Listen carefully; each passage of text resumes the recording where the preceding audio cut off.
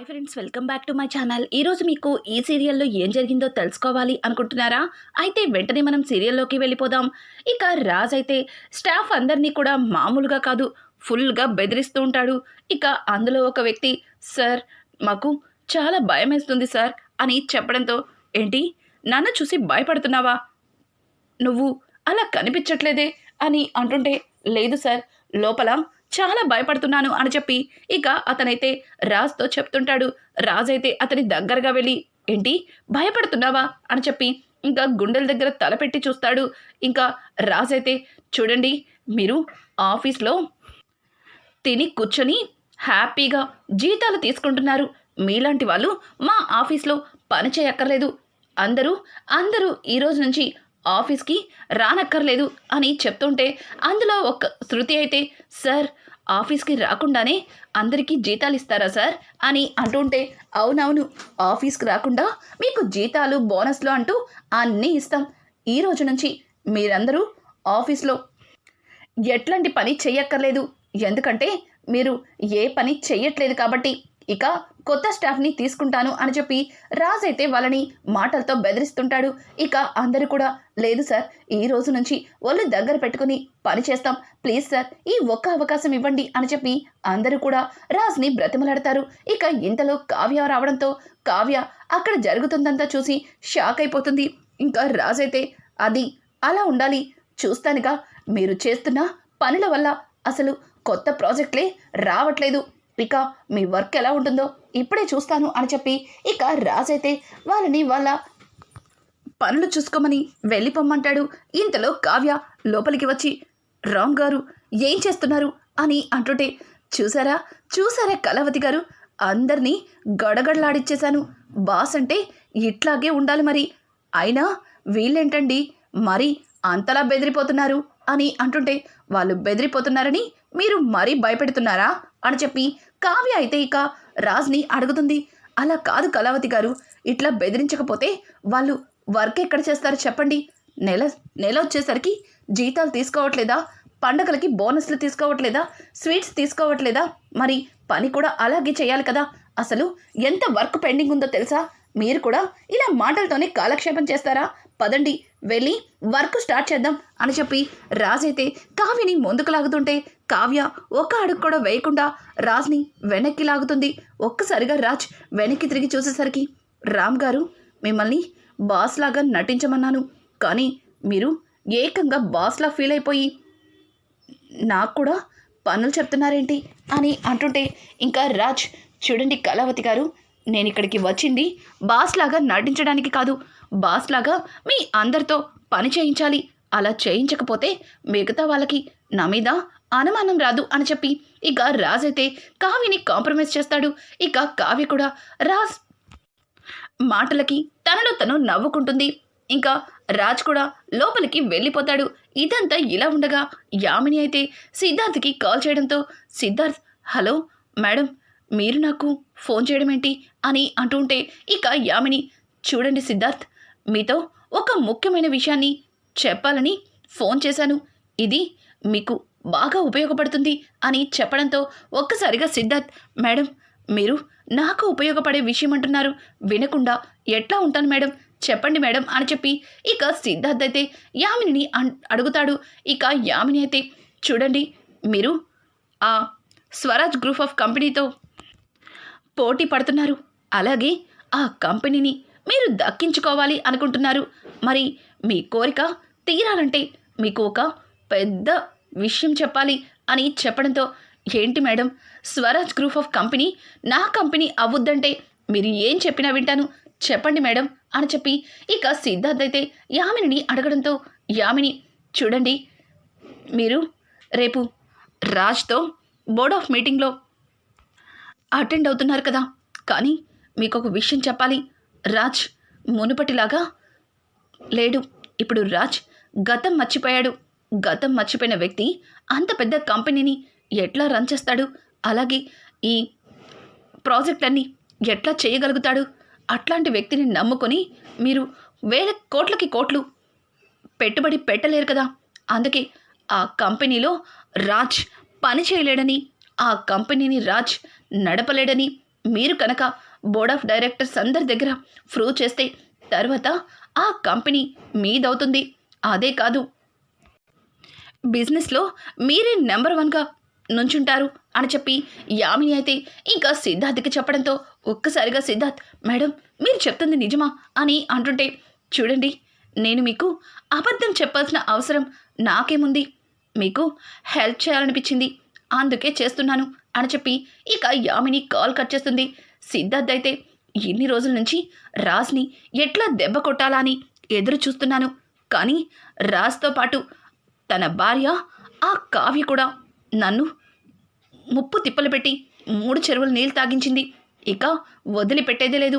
Swaraj group of company అనే పేరే లేకుండా చేస్తాను అని చెప్పి సిద్ధార్థ్ అయితే తన మనసులో అనుకుంటాడు.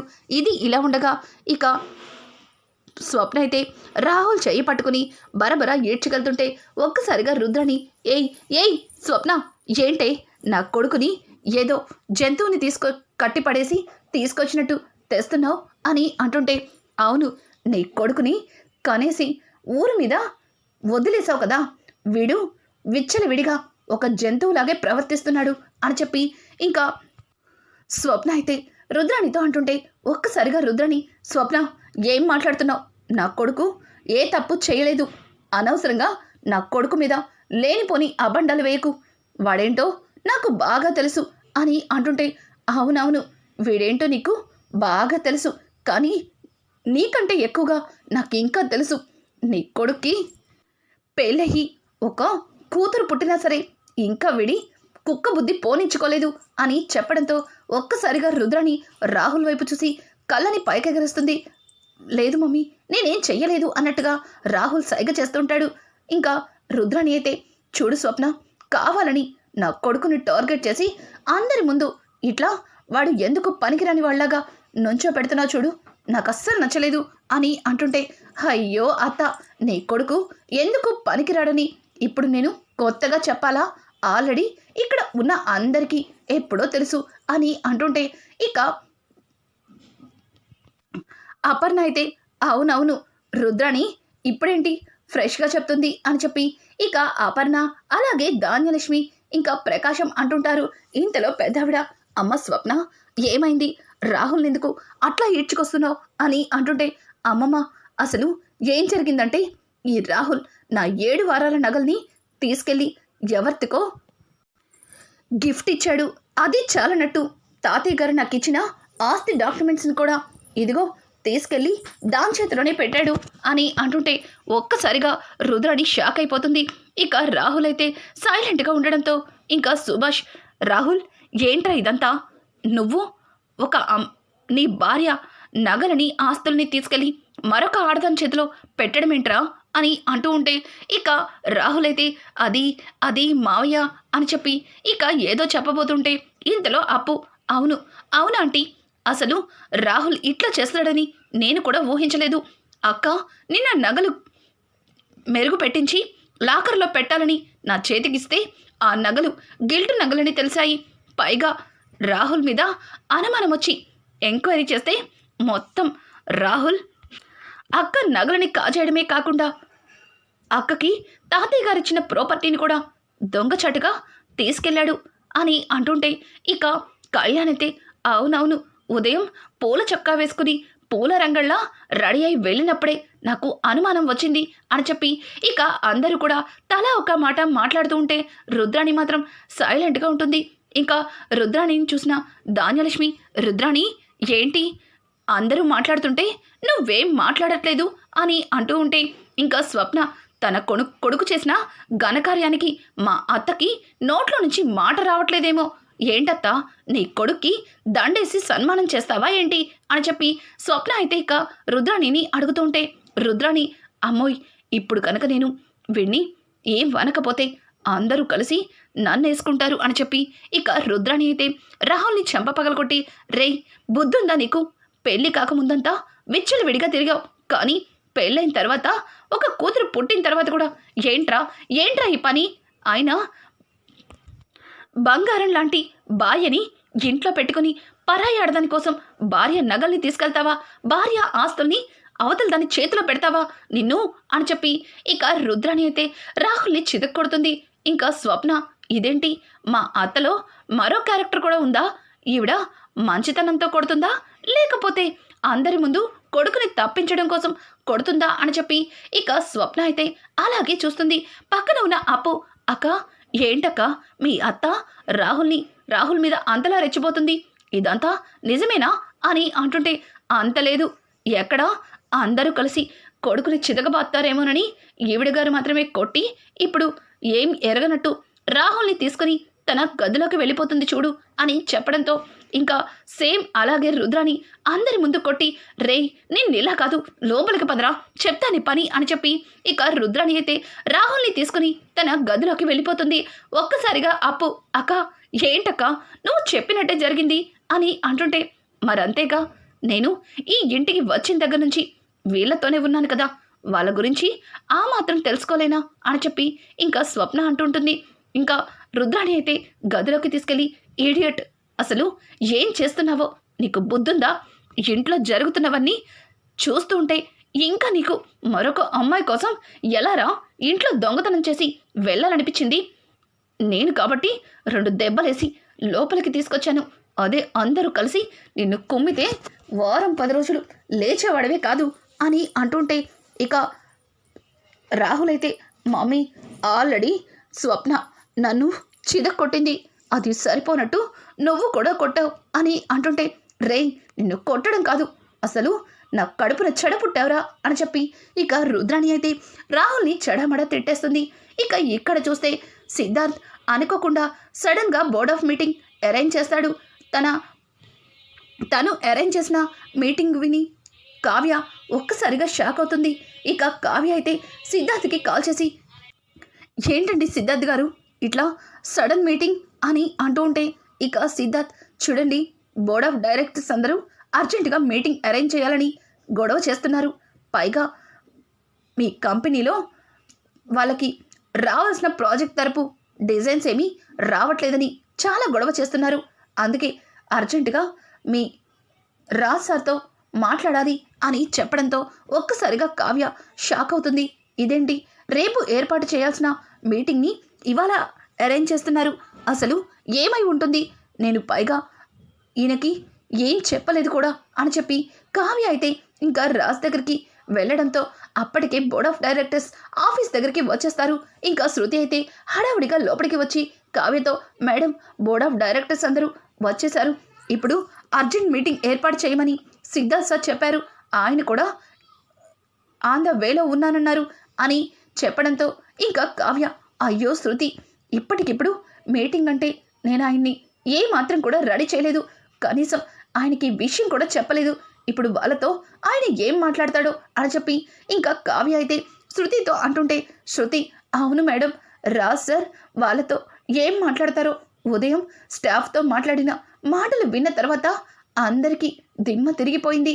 అసలు మా సారేనా ఇంతకు ముందు వర్క్ విషయంలోనే తిట్టేవారు, కానీ ఇప్పుడు ఉత్త పుణ్యానికే తిడుతున్నారని అందరూ సార్ గురించి చెప్పుకుంటున్నారు అని చెప్పి ఇంకా శృతి చెప్తుంటే, ఏంటి శృతి, మా ఆయన గురించి నాకే చాడీలు చెప్తున్నావా?